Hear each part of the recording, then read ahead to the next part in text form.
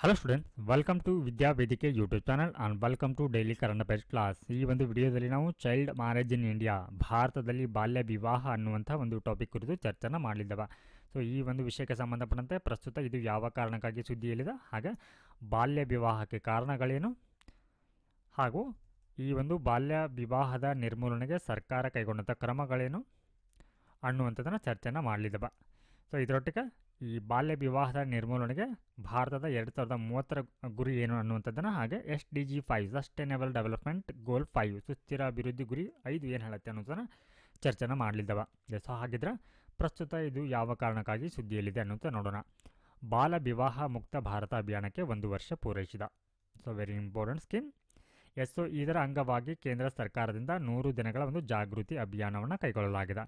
So ಈ ಒಂದು ಯೋಜನೆಯನ್ನು 2024 ನವೆಂಬರ್ 27ರಂದು ಏನಾಗುತ್ತೆ, ಈ ಒಂದು ಅಭಿಯಾನ ಜಾರಿಗೆ ಬರುತ್ತೆ. ಸೊ ಹೀಗಾಗಿ ಈ ವರ್ಷದ ಅಂದರೆ 2025 ನವೆಂಬರ್ 27ಕ್ಕೆ ಏನಾಗುತ್ತೆ, 1 ವರ್ಷವನ್ನು ಪೂರೈಸಿದೆ. ಈ ಹಿನ್ನೆಲೆಯಲ್ಲಿ ಬಾಲ್ಯ ವಿವಾಹದ ಕುರಿತು ಜಾಗೃತಿ ಅಭಿಯಾನವನ್ನು ಇಲ್ಲಿ ಕೇಂದ್ರ ಸರ್ಕಾರ ಕೈಗೊಂಡಿದೆ. ಸೊ ಇದರ ಉದ್ದೇಶ ಏನು ಅಂತಂದರೆ 2030 ಒಳಗಾಗಿ ಬಾಲ್ಯ ವಿವಾಹವನ್ನು ನಿರ್ಮೂಲನೆ ಮಾಡುವಂಥದ್ದು ಇದರ ಉದ್ದೇಶ ಆಗಿದೆ. ಸೊ ಇದುವೇ 2030 ಗುರಿ ಆಗಿದೆ. ಸೊ ಆದರೆ ಈ ಬಾಲ್ಯ ವಿವಾಹದ ನಿರ್ಮೂಲನೆಗೆ ಸಂಬಂಧಪಟ್ಟಂತೆ ಇಲ್ಲಿ ರಾಜ್ಯಗಳು ಮತ್ತು ಸಾಮಾಜಿಕ ಗುಂಪುಗಳ ನಡುವೆ ಏನಾಗಿದೆ ಅಂದರೆ ಅಸಮಸಾಧನೆ ಆಗಿದೆ. ಅಂದರೆ ಇಲ್ಲಿ ಕೆಲವು ರಾಜ್ಯಗಳು ಉತ್ತಮವಾದಂಥ ಒಂದು ಫಲಿತಾಂಶವನ್ನು ತೋರಿದ್ರೆ ಕೆಲವು ರಾಜ್ಯಗಳ ಅಲ್ಲಿ ಏನಿದೆ ಅಂದರೆ ಪ್ರಗತಿ ಅನ್ನುವಂಥದ್ದು ತುಂಬ ನಿಧಾನವಾಗಿದೆ. ಹಾಗೆ ಇಲ್ಲಿ ಗ್ಲೋಬಲ್ ಪರ್ಸ್ಪೆಕ್ಟಿವ್ ಮತ್ತು SDG ಲಿಂಕನ್ನು ನೋಡೋದಾದ್ರೆ, ಸೊ ಇಲ್ಲಿ SDG 5 ಸುಸ್ಥಿರ ಅಭಿವೃದ್ಧಿ ಗುರಿಗಳು ಏನು ಹೇಳುತ್ತೆ ಅಂತಂದ್ರೆ, ಸೊ ಮೊದಲನೇದಾಗಿ ಈ ಒಂದು ಗುರಿಗಳನ್ನ ಯಾರು ಜಾರಿಗೆ ತಂದಿದ್ದಾರೆ ಅಂತಂದ್ರೆ SDG ಸುಸ್ಥಿರ ಅಭಿವೃದ್ಧಿ ಗುರಿಗಳನ್ನು.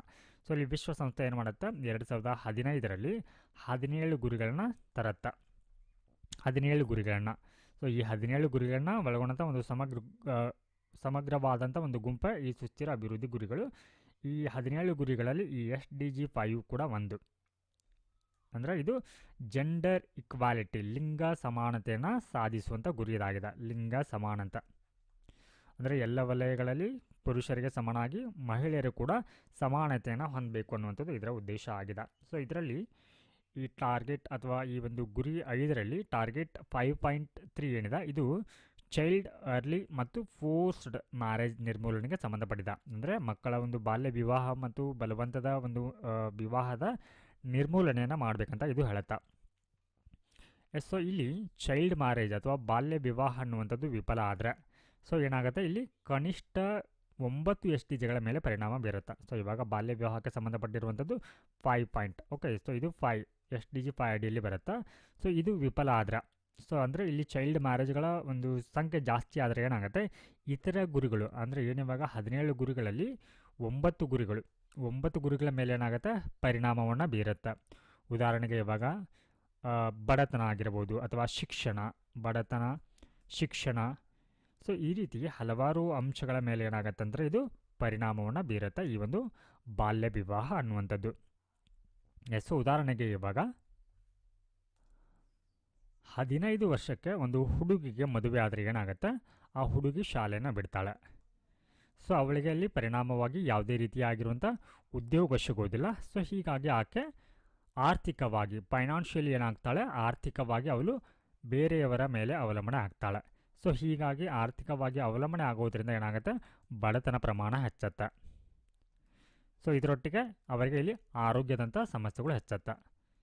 ಸೊ ಇಲ್ಲಿ ಬಡತನ ನಿರ್ಮೂಲನೆಯನ್ನು ಮಾಡಬೇಕು ಅನ್ನುವಂಥದ್ದು SDG 1 ಇದೆ, ಸುಸ್ಥಿರ ಅಭಿವೃದ್ಧಿ ಗುರಿ 1 ಹೇಳುತ್ತೆ. ಹಾಗೆ ಆರೋಗ್ಯ ಸಮಸ್ಯೆಗಳನ್ನ ನಿವಾರಣೆ ಮಾಡುವಂಥದ್ದು SDG 3 ಹೇಳುತ್ತೆ. ಸೊ ಈ ರೀತಿ ಒಂದು ಕಾರಣ ನೋಡಿ, ಬಾಲ್ಯ ವಿವಾಹ ಅನ್ನುವಂಥ ಈ ಒಂದು ಕಾರಣ ಎಲ್ಲ ಒಂದು ಸುಸ್ಥಿರ ಅಭಿವೃದ್ಧಿಗಳ ಗುರಿಗಳ ಮೇಲೆ ಏನಾಗುತ್ತೆ ಪರಿಣಾಮವನ್ನು ಬೀರುತ್ತೆ. ಸೊ ಇಲ್ಲಿ 2023 ಒಂದು ಯುನಿಸೆಫ್ ಏನು ಅಂದಾಜನ್ನು ಮಾಡಿದೆ ಅಂತಂದರೆ, ಜಾಗತಿಕವಾಗಿ 64 ಕೋಟಿ ಮಹಿಳೆಯರು ಬಾಲ್ಯ ವಿವಾಹವನ್ನು ಆಗಿದ್ದಾರೆ ಅನ್ನುವಂಥದ್ದನ್ನು. ಹಾಗೆ ಭಾರತದಲ್ಲಿ ಎಷ್ಟಿದೆ ಅಂತಂದರೆ 2023 ಈ ಒಂದು ಅಂಕಿಅಂಶದ ಪ್ರಕಾರ 1/3 ಭಾಗ ಮಹಿಳೆಯರು ಇಲ್ಲಿ ಬಾಲ್ಯ ವಿವಾಹವನ್ನು ಆಗಿದ್ದಾರೆ. ಹಾಗೆ ಇಲ್ಲಿ ಏನಿವಾಗ 2030ರಲ್ಲಿ ನಾವು ಸಂಪೂರ್ಣವಾಗಿ ಬಾಲ್ಯ ವಿವಾಹ ಮುಕ್ತ ಭಾರತ ಅಂತ ಹೇಳಿ ಟಾರ್ಗೆಟ್ ಏನಿದೆ, ಸೊ ಈ ಒಂದು ಗುರಿಯನ್ನು ರೀಚ್ ಆಗಲಿಕ್ಕೆ ಸರ್ಕಾರ ಹಲವಾರು ಗುರಿಗಳನ್ನ ಅಥವಾ ಕ್ರಮಗಳನ್ನ ಕೈಗೊಂಡಿದೆ. ಆ ಕ್ರಮಗಳ ವೇಗಗಳಲ್ಲಿ ಏನಾಗಬೇಕಂತಂದರೆ ಈ ಒಂದು ಗುರಿಯನ್ನು ತಲುಪಲಿಕ್ಕೆ ಪ್ರಗತಿ ಅನ್ನುವಂಥದ್ದು 20 ಪಟ್ಟು ಹೆಚ್ಚಾಗಬೇಕಂತ ಹೇಳಿದ. ಅಂದಾಗ ಮಾತ್ರ ನಾವು ಈ 2030ರ ಗುರಿಯನ್ನು ತಲುಪಲಿಕ್ಕೆ ಸಾಧ್ಯ ಆಗುತ್ತೆ ಅನ್ನೋಂಥದ್ದು ಹೇಳ್ತಾ ಇದ್ದಾರೆ. ಹಾಗೆ ಇಲ್ಲಿ ಇಂಡಿಯಾ ಮತ್ತು ಭಾರತದಲ್ಲಿ ಯಾವ ರೀತಿ ಪ್ರೋಗ್ರೆಸ್ ಇದೆ ಮತ್ತು ಟ್ರೆಂಡ್ ಯಾವ ರೀತಿ ಇದೆ, ಪ್ರವೃತ್ತಿ ಯಾವ ರೀತಿ ಇದೆ ಅನ್ನೋಂಥ ನೋಡೋಣ. ಸೊ ಭಾರತದಲ್ಲಿ 2005 ಮತ್ತು 6ರ ಸಂದರ್ಭದಲ್ಲಿ 47% ಇತ್ತು ಬಾಲ್ಯ ವಿವಾಹ ಅನ್ನುವಂಥದ್ದು. ಆದರೆ 2015 ಮತ್ತು 16ರಲ್ಲಿ ಏನಾಗುತ್ತೆ, ತೀವ್ರವಾದಂಥ ಕುಸಿತವನ್ನು ಕಂಡು ಅದು 47ರಿಂದ 26%ಗೆ ಬಂದಿಳಿಯುತ್ತೆ. ಹಾಗೆ ಇಲ್ಲಿ 2019 ಮತ್ತು 21ರ ನಡುವೆ ಏನಾಗುತ್ತೆ, ಮತ್ತೆ ಕುಸಿತ ಕಾಣುತ್ತೆ, ಪ್ರಗತಿ ನಿಧಾನ ಆಗ್ತಾ ಬರುತ್ತೆ. ಅಂದರೆ ಕುಸಿತ ಕಂಡು ಇಲ್ಲಿ 23.3%ನಷ್ಟು ಇಳಿಯುತ್ತೆ ಅನ್ನುವಂಥದ್ದು. ಸೊ ಇಲ್ಲಿ ಒಟ್ಟಾರೆ ಏನಂತಂದ್ರೆ ಬಾಲ್ಯ ವಿವಾಹ ಪ್ರಮಾಣ ಕುಸಿತಾ ಇದೆ. ಆದರೆ ಇದರ ಪ್ರಗತಿ ಅನ್ನುವಂಥದ್ದು ಏನಿದೆ ಅಂತಂದರೆ ಪ್ರಗತಿ ಇಲ್ಲಿ ನಿಧಾನ ಆಗಿದೆ. ಸೊ ಇದೇ ಏನಂತಂದರೆ ಇಲ್ಲಿ ಚಿಂತೆಗೆ ಕಾರಣವಾಗಿರುವಂಥದ್ದು. ಸೊ ಉದಾಹರಣೆಗೆ ಇವಾಗ ಈ 2005 ಮತ್ತು 16ರ ನಡುವೆ ಸೊ ಇಲ್ಲಿ ಶಾಲಾ ದಾಖಲಾತಿ ಏನಾಗುತ್ತೆ, ಮಕ್ಕಳದ್ದು ಶಾಲಾ ದಾಖಲಾತಿ ಹೆಚ್ಚಿದ ಕಾರಣಕ್ಕಾಗಿ ಏನಾಗುತ್ತೆ, ಈ ಒಂದು ಸಂದರ್ಭದಲ್ಲಿ ಏನಾಗುತ್ತೆ, ತೀವ್ರವಾಗಿರುವಂಥ ಕುಸಿತವನ್ನು ಕಾಣುತ್ತೆ ಈ ಒಂದು ಬಾಲ್ಯ ವಿವಾಹ ಅನ್ನುವಂಥದ್ದು. ಆದರೆ ಏನಿವಾಗ ಕೋವಿಡ್-19 ಏನು ಬರುತ್ತೆ ನೋಡಿ, ಕೋವಿಡ್-19 ಅಲ್ಲಿ ಬಂದ ನಂತರ ಏನಾಗುತ್ತೆ, ಇಲ್ಲಿ ಮಕ್ಕಳ ವಿಶೇಷವಾಗಿ ಈ ಒಂದು ಹುಡುಗಿಯರ ಶಾಲೆ ಬಿಡುವಿಕೆ ಪ್ರಮಾಣ ಏನಾಗುತ್ತೆ, ಹೆಚ್ಚಾಗತ್ತೆ. ಸೊ ಹೀಗಾಗಿ ಆರ್ಥಿಕ ಒಂದು ಸಂಕಷ್ಟದಿಂದಾಗಿ ಈ ಮಕ್ಕಳ ಒಂದು ಶಾಲೆ ಬಿಡುವಿಕೆ ಪ್ರಮಾಣ ಹೆಚ್ಚಾಗಿ ಅಲ್ಲಿ ಬಾಲ್ಯ ವಿವಾಹ ಕೂಡ ಹೆಚ್ಚಾಗತ್ತೆ. ಹಾಗೆ ರೀಜನಲ್ ಇನ್ಇಕ್ವಾಲಿಟಿ ಅಂದರೆ ಪ್ರಾದೇಶಿಕ ಅಸಮಾನತೆ, ಅಂದರೆ ಇವಾಗ ರಾಜ್ಯವಾರು ಏನಿದೆ ಈ ಬಾಲ್ಯ ವಿವಾಹ ಸಂಬಂಧಪಟ್ಟಂತೆ ಏನಿದೆ ವ್ಯತ್ಯಾಸ ಅನ್ನುವಂಥದ್ದು ಕಂಡುಬರುತ್ತೆ. ಹಾಗಿದ್ರೆ ಯಾವ ರಾಜ್ಯಗಳಲ್ಲಿ ಹೆಚ್ಚಿನ ಪ್ರಮಾಣದ ಬಾಲ್ಯ ವಿವಾಹಗಳು ಕಂಡುಬರುತ್ತೆ ಅನ್ನೋದು ನೋಡೋಣ. ಸೊ ಮೊದಲನೇದಾಗಿ ವೆಸ್ಟ್ ಬೆಂಗಾಲ್ನಲ್ಲಿ 42% ಇದೆ ಒಟ್ಟಾರೆ. ಹಾಗೆ ಬಿಹಾರ್ 40%, ಹಾಗೆ ತ್ರಿಪುರಾದಲ್ಲಿ 39%ಅಷ್ಟು ಬಾಲ್ಯ ವಿವಾಹಗಳು ಜರುಗತ್ತೆ. ಸೊ ಕಡಿಮೆ ಪ್ರಮಾಣ ಅಂತ ಬಂದರೆ ಎಲ್ಲಿ ಕಡಿಮೆ ಆಗುತ್ತೆ ಬಾಲ್ಯ ವಿವಾಹಗಳು, ಲಕ್ಷದ್ವೀಪ್, ಜಮ್ಮು ಮತ್ತು ಕಾಶ್ಮೀರ, ಲಡಾಖ್, ಹಿಮಾಚಲ ಪ್ರದೇಶ್ ಮತ್ತು ಗೋವಾ ಮತ್ತು ನಾಗಾಲ್ಯಾಂಡ್ನಲ್ಲಿ ಈ ಒಂದು ಇತರ ಒಂದು ರಾಜ್ಯಗಳಿಗೆ ಹೋಲಿಸಿದರೆ ಇಲ್ಲಿ ತುಂಬ ಕಡಿಮೆ ಪ್ರಮಾಣದ ಬಾಲ್ಯ ವಿವಾಹಗಳು ಕಂಡುಬರುತ್ತೆ. ಸೊ ಈ ರೀತಿಯ ಒಂದು ವ್ಯತ್ಯಾಸ ಯಾವ ಅಂಶಗಳನ್ನ ಆಧರಿಸಿದೆ ಅಂತಂದರೆ ಅಲ್ಲಿ ಆ ಒಂದು ಹುಡುಗಿಯರಿಗೆ ಸಿಗುವಂಥ ಶಿಕ್ಷಣ ಹಾಗೆ ಸಾಮಾಜಿಕ ರೂಢಿಗಳನ್ನು ಅವಲಂಬಿಸಿರುತ್ತೆ ಈ ಒಂದು ಬಾಲ್ಯ ವಿವಾಹಗಳು. ಸೊ ಹೀಗಾಗಿ ಇಲ್ಲಿ ವ್ಯತ್ಯಾಸ ಅನ್ನುವಂಥದ್ದು ಕಂಡುಬರುತ್ತೆ. ಹಾಗಿದ್ರೆ ಯಾವೆಲ್ಲ ಅಂಶಗಳು ಈ ಒಂದು ಹುಡುಗಿಯರ ಅಥವಾ ಹೆಣ್ಣು ಮಕ್ಕಳ ಒಂದು ಬಾಲ್ಯ ವಿವಾಹಕ್ಕೆ ಇಲ್ಲಿ ಕಾರಣ ಆಗುತ್ತೆ ಅನ್ನೋಂಥ ನೋಡೋಣ. ಸೊ ಮೊದಲನೇದಾಗಿ ಅವರ ಒಂದು ಶಿಕ್ಷಣ. ಸೊ ಇಲ್ಲಿ ಶಿಕ್ಷಣ ಅನ್ನುವಂಥದ್ದು ಈ ಬಾಲ್ಯ ವಿವಾಹನ ತಡೆಯುವಂಥ ಅತ್ಯಂತ ಒಂದು ಪ್ರಬಲ ಅಸ್ತ್ರವಾಗಿ ಕಂಡುಬರುತ್ತೆ. ಸೊ ಇಲ್ಲಿ ಏನಾಗಿದೆ ನೋಡಿ, ಶಿಕ್ಷಣವಿಲ್ಲದಂಥ ಹುಡುಗಿಯರಲ್ಲಿ 50% ಬಾಲ್ಯ ವಿವಾಹಗಳು ಕಂಡುಬರುತ್ತೆ. ಅದೇ ರೀತಿ ಉನ್ನತ ಶಿಕ್ಷಣವನ್ನು ಪಡೆಯುವಂಥ ಒಂದು ಹುಡುಗಿಯರಲ್ಲಿ ಕೇವಲ 4% ಇಲ್ಲಿ ಬಾಲ್ಯ ವಿವಾಹಗಳು ಕಂಡುಬರುತ್ತೆ. ಉದಾಹರಣೆಗೆ ಇವಾಗ ಏನಾಗುತ್ತೆ, ಗ್ರಾಮೀಣ ಪ್ರದೇಶಗಳಲ್ಲಿ ವಿಶೇಷವಾಗಿ ಅಲ್ಲಿ ಶಾಲೆ ಬಿಟ್ಟಂಥ ಹುಡುಗಿಯರನ್ನು ಏನಂತ ಇಲ್ಲಿ ಒಂದು ರೀತಿ ಮನೆಗೆ ಭಾರ ಅನ್ನುವ ರೀತಿ ಅಲ್ಲಿ ಅವರನ್ನು ಪರಿಗಣಿಸಲಾಗತ್ತೆ. ಸೊ ಹೀಗಾಗಿ ಏನು ಮಾಡ್ತಾರೆ, ಅವರನ್ನು ಆದಷ್ಟು ಬೇಗ ವಿವಾಹ ಮಾಡಿ ಬಿಡ್ತಾರೆ. ಆದರೆ ಇಲ್ಲಿ ಕಾಲೇಜಿಗೆ ಹೋಗುವಂಥ ಹುಡುಗಿಯರು ಏನಾದರೂ ಇದ್ದರೆ, ಸೊ ಇಲ್ಲಿ ಏನಾಗುತ್ತೆ, ಈ ಕಾಲೇಜಿಗೆ ಹೋಗುವಂಥ ಹುಡುಗಿಯರ ವಿವಾಹವನ್ನು ಅವರು ಕಾಲೇಜಿಗೆ ಹೋಗ್ತಾ ಇದ್ದಾರೆ ಅಂತಂದರೆ ಅವರ ವಿವಾಹವನ್ನು ಏನು ಮಾಡಲಾಗತ್ತೆ, ಇಲ್ಲಿ ಮುಂದೂಡಿಕೆ ಮಾಡ್ತಾರೆ. ಸೊ ಹೀಗಾಗಿ ಈ ಒಂದು ಸಂದರ್ಭದಲ್ಲಿ ಅವರು ಶಿಕ್ಷಣವನ್ನು ಪಡೆಯುವಂಥ ಸಂದರ್ಭದಲ್ಲಿ ಅವರು ಬಾಲ್ಯ ವಿವಾಹಕ್ಕೆ ಒಳಗಾಗೋದಿಲ್ಲ. ಸೊ ಹೀಗಾಗಿ ಇಲ್ಲಿ ಶಿಕ್ಷಣ ಅನ್ನುವಂಥದ್ದು ಬಾಲ್ಯ ವಿವಾಹ ತಡೆಗೆ ಒಂದು ಅತ್ಯಂತ ಬಲವಾದಂಥ ಅಸ್ತ್ರವಾಗಿ ಕಂಡುಬರುತ್ತೆ. ಇನ್ನು ಆದಾಯ, ಇನ್ಕಮ್. ಸೊ ಇದು ಬಡ ಕುಟುಂಬಗಳಲ್ಲಿ ಏನಾಗುತ್ತೆ 40%ನಷ್ಟು ಕಂಡುಬರುತ್ತೆ. ಇದರರ್ಥ ಇಲ್ಲಿ ಆದಾಯ ಅನ್ನುವಂಥದ್ದು ಈ ಒಂದು ಬಾಲ್ಯ ವಿವಾಹಕ್ಕೆ ಏನಾಗುತ್ತೆ ನೇರವಾದಂಥ ಪರಿಣಾಮವನ್ನು ಬೀರುತ್ತೆ. ಶ್ರೀಮಂತ ಕುಟುಂಬಗಳಲ್ಲಿ ನೋಡಿ ಇದು ತುಂಬ ಕಡಿಮೆ ಇದೆ, 8% ಇದೆ. ಸೊ ಹೀಗಾಗಿ ಇಲ್ಲಿ ಶಿಕ್ಷಣವೇ ಏನಾಗಿದೆ ಅಂತಾರೆ ಪ್ರಮುಖ ರಕ್ಷಕ ಅಂಶ ಆಗಿದೆ. ಸೊ ಈ ರೀತಿ ಒಂದು ಶಿಕ್ಷಣವನ್ನು ಪಡೆದು ಉದ್ಯೋಗವನ್ನು ಪಡೆದರೆ ಏನಾಗುತ್ತೆ, ಅವರಿಗೆ ಇಲ್ಲಿ ಬೆಟರ್ ಆಗಿರುವಂಥ ಒಂದು ಆರ್ಥಿಕ ಒಂದು ಸೌಲಭ್ಯಗಳು ಸಿಗುತ್ತೆ. ಸೊ ಹೀಗಾಗಿ ಏನಾಗುತ್ತೆ, ಅವರ ಆದಾಯವು ಕೂಡ ಇಲ್ಲಿ ಸೃಷ್ಟಿಗೊಂಡ್ರೆ ಅವರಲ್ಲಿ ಈ ರೀತಿ ಒಂದು ಬಾಲ್ಯ ವಿವಾಹಗಳು ಅನ್ನುವಂಥದ್ದು ಕಂಡುಬರುವುದಿಲ್ಲ. ಹಾಗೆ ಈ ಬಾಲ್ಯ ವಿವಾಹಕ್ಕೆ ಸಂಬಂಧಪಟ್ಟಂತೆ ಕಾನೂನು ಚೌಕಟ್ಟು ಅಥವಾ ಲೀಗಲ್ ಫ್ರೇಮ್ವರ್ಕ್ ಯಾವ ರೀತಿ ಇದೆ ಅನ್ನೋದು ನೋಡೋಣ. ಕಾನೂನು ಚೌಕಟ್ಟು ಅಂದರೆ ಬಾಲ್ಯ ವಿವಾಹವನ್ನು ತಡೆಯುವಂಥ ಕಾನೂನುಗಳು ಅಂತ. ಸೊ ಇಲ್ಲಿ prevention of child marriage act 2006 ಇದೆ. ಸೊ ಇದು ಬಾಲ್ಯ ವಿವಾಹವನ್ನು ಏನು ಮಾಡುತ್ತೆ, ಇಲ್ಲಿ ಅಪರಾಧ ಅಂತ ಹೇಳಿ ಗುರುತಿಸುತ್ತೆ. ಹಾಗೆ ಪೋಕ್ಸೋ ಆ್ಯಕ್ಟ್ 2012 ಕೂಡ. ಸೊ ಈ ರೀತಿ ಹಲವಾರು ಕಾನೂನುಗಳಿದ್ದರೂ ಕೂಡ ಸಾಮಾಜಿಕ ಮನೋಭಾವದ ಬದಲಾವಣೆ ಅನ್ನುವಂಥದ್ದು ಅಗತ್ಯವಾಗಿರುತ್ತೆ. ಉದಾಹರಣೆಗೆ ಇವಾಗ ಪೋಕ್ಸೋ ಕಾಯ್ದೆ ಅಡಿಯಲ್ಲಿ ಪೋಕ್ಸೋ ಕಾಯ್ದೆ ಅಡಿಯಲ್ಲಿ 17 ವರ್ಷದ ಹುಡುಗಿಯ ಒಂದು ವಿವಾಹ ಅನ್ನುವಂಥದ್ದು ಏನಾಗುತ್ತೆ, ಇಲ್ಲಿ ಅಪರಾಧವಾಗಿ ಕಂಡುಬರುತ್ತೆ, ಅಪರಾಧ. ಆದರೆ ಗ್ರಾಮೀಣ ಪ್ರದೇಶಗಳಲ್ಲಿ ಇದು ಒಂದು ರೀತಿಯ ಸಂಪ್ರದಾಯ ಅಂತ ಹೇಳಿ ಪ್ರಕರಣವನ್ನು ದಾಖಲಿಸದೇ ಇರುವಂಥ ಒಂದು ಸಂಗತಿಗಳು ಕೂಡ ಕಂಡುಬರುತ್ತೆ. ಸೊ ಹೀಗಾಗಿ ಏನಾಗುತ್ತೆ, ಇದು ಈ ರೀತಿಯ ಒಂದು ಕಾನೂನುಗಳು ದುರ್ಬಲಗೊಳ್ಳುತ್ತೆ. ಹೀಗಾಗಿ ಕಾನೂನುಗಳಿದ್ದರೂ ಕೂಡ ಸಾಮಾಜಿಕ ಮನೋಭಾವ ಅನ್ನುವಂಥದ್ದು ಇಲ್ಲಿ ಬದಲಾವಣೆಯಲ್ಲಿ ಏನು ವ್ಯತ್ಯಾಸವನ್ನು ತರಬಹುದಾಗಿರುತ್ತೆ. ಹಾಗೆ ಇಲ್ಲಿ ಬಾಲ ವಿವಾಹ ಮುಕ್ತ ಭಾರತ ಅಭಿಯಾನ ಏನಿದೆ, ಇದರ ಒಂದು ಗ್ರೌಂಡ್ ಆ್ಯಕ್ಷನ್ ನೋಡೋಣ. ಬೇರು ಮಟ್ಟದಲ್ಲಿ ಅಥವಾ ತಳಮಟ್ಟದಲ್ಲಿ ಇದು ಯಾವ ರೀತಿ ಪರಿಣಾಮವನ್ನು ಬೀರಿದೆ ಈ ಒಂದು ಯೋಜನೆ ಅಂತ ನೋಡೋದಾದ್ರೆ, ಸೊ ಇದು ದೇಶದಾದ್ಯಂತ 54,917 ಚೈಲ್ಡ್ ಮ್ಯಾರೇಜ್ ಪ್ರಿವೆನ್ಷನ್ ಆಫೀಸರ್ಸನ್ನು ನೇಮಕ ಮಾಡಿದ್ದಾರೆ. ಅಂದರೆ ಇವರ ಕರ್ತವ್ಯ ಏನಂತಾರೆ, ಇಲ್ಲಿ ಎಲ್ಲಿ ಬಾಲ್ಯ ವಿವಾಹ ಆಗ್ತಾ ಇರತ್ತೆ ಅದನ್ನು ತಡೆಗಟ್ಟಲಿಕ್ಕೆ ಇವರನ್ನ ನೇಮಕ ಮಾಡಲಾಗಿರುತ್ತೆ. ಸೊ ಇದರ ಒಂದು ಸಾಧನೆ ಏನು ಅಂತಂದರೆ, ಕಳೆದ ಒಂದು ವರ್ಷದಿಂದ ಇದು ಸುಮಾರು 1,520ಕ್ಕೂ ಹೆಚ್ಚು ಬಾಲ್ಯ ವಿವಾಹಗಳನ್ನ ತಡೆಗಟ್ಟಿದೆ. ಸೊ ಹಾಗೆ ಇದರಲ್ಲಿ 198 ಪ್ರಕರಣಗಳಿಗೆ ಪೊಲೀಸರು ನೇರವಾಗಿ ಅಥವಾ ಚೈಲ್ಡ್ ವೆಲ್ಫೇರ್ ಹಸ್ತಕ್ಷೇಪದಿಂದಾಗಿ ಏನಾಗಿದೆ, ಈ ರೀತಿಯ ಒಂದು ಬಾಲ್ಯ ವಿವಾಹಗಳನ್ನ ಇಲ್ಲಿ ತಡೆಗಟ್ಟಲಾಗಿದೆ. ಹಾಗೆ ಪೇಡ್ ಲೀಡರ್ಸ್ಗಳನ್ನ ನೇಮಕ ಮಾಡಿದ್ದಾರೆ. ಹಾಗೆ ಯೂತ್ ಗ್ರೂಪ್ಸ್, ಕಮ್ಯುನಿಟಿ ನೆಟ್ವರ್ಕ್ಸ್ಗಳ ಭಾಗವಹಿಸುವಿಕೆಯಿಂದ ಈ ರೀತಿಯ ಒಂದು ಸಾಧನೆಯನ್ನು ಮಾಡಲಿಕ್ಕೆ ಇಲ್ಲಿ ಸಾಧ್ಯ ಆಗಿದೆ.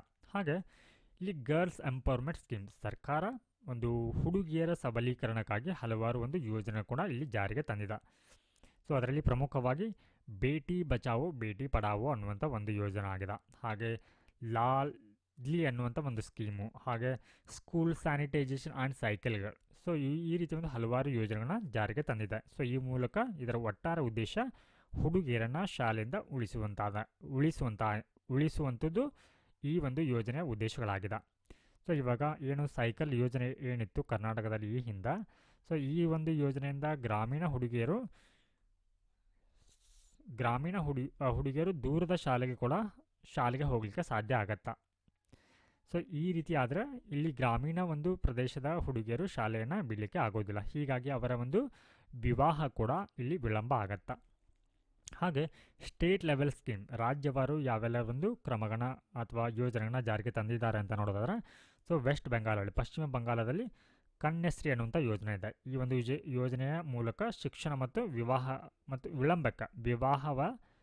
ವಿಳಂಬಕ್ಕೆ ಏನು ಮಾಡಲಾಗುತ್ತೆ, ಪ್ರೋತ್ಸಾಹವನ್ನು ನೀಡಲಾಗುತ್ತೆ. ಹಾಗೆ ಇಲ್ಲಿ ರೂಪಶ್ರೀ ಅನ್ನುವಂಥ ಇನ್ನೊಂದು ಯೋಜನೆ ಇದೆ. ಸೊ ಇಲ್ಲಿ ವಿವಾಹದ ಸಮಯದಲ್ಲಿ ಏನು ಮಾಡಲಾಗುತ್ತೆ, 25,000 ರೂಪಾಯಿನ ನೀಡಲಾಗತ್ತೆ. ಸೊ ಇಲ್ಲಿ ನೋಡಿ, ವಿವಾಹದ ವಿಳಂಬಕ್ಕೆ ಅಂದರೆ ಪ್ರೋತ್ಸಾಹವನ್ನು ನೀಡ್ತಾ ಇದ್ದಾರೆ ಅಂತಂದರೆ ಇಲ್ಲಿ ಬಾಲ್ಯ ವಿವಾಹವನ್ನು ತಡೆಗಟ್ತಾ ಇದ್ದಾರೆ, ಬಾಲ್ಯ ವಿವಾಹ. ಆದರೆ ಇಲ್ಲಿ ನೋಡಿ, ವಿವಾಹದ ಸಮಯದಲ್ಲಿ 25,000 ರೂಪಾಯಿನ ನೀಡ್ತಾರೆ ಅಂತಂದರೆ ಇದು ಒಂದು ಟೀಕೆಗೆ ಕಾರಣ ಆಗಿದೆ. ಏನಂತಂದರೆ, ವಿವಾಹಕ್ಕೆ ಹಣ ನೀಡುವುದರಿಂದ ಏನಾಗುತ್ತೆ, ಅವರು ಬೇಗ ಅವರ ವಿವಾಹವನ್ನು ಪ್ರೋತ್ಸಾಹಿಸುವಂಥ ಒಂದು ಅಪಾಯ ಇದೆ ಅಂತ ಹೇಳಲಾಗ್ತಾ ಇದೆ. ಅಂದರೆ ಇವರು ಮದುವೆಗೆ ಇಷ್ಟ ಇಲ್ಲದೇ ಇದ್ದರೂ ಕೂಡ ಇಲ್ಲಿ 25,000 ರೂಪಾಯಿ ಕೊಡ್ತಾರೆ ಅಂತಂದ ಕಾರಣಕ್ಕಾಗಿ ಏನು ಮಾಡ್ಬೋದು, ಅವರು ಬಲವಂತವಾಗಿ ವಿವಾಹಕ್ಕೆ ಒಳಗಾಗಬಹುದು ಅನ್ನುವಂಥ ಒಂದು ಅಪಾಯ ಇದೆ. ಎಷ್ಟೋ ಇಲ್ಲಿ ಪ್ರಸ್ತುತ ಯಾವ ಒಂದು ರೀತಿಯ ಚರ್ಚೆ ನಡೀತಾ ಇದೆ ಅಂತಂದರೆ, ಮಹಿಳೆಯರ ಒಂದು ವಿವಾಹದ ವಯಸ್ಸು ಏನಿವಾಗ ಪ್ರಸ್ತುತ 18 ಏನಿದೆ, ಇದನ್ನು ಕನಿಷ್ಠ ವಿವಾಹದ ವಯಸ್ಸು, ಸೊ ಇದನ್ನು 18ರಿಂದ 21ಕ್ಕೆ ಏರಿಸುವಂಥ ಪ್ರಸ್ತಾಪ ಇದೆ.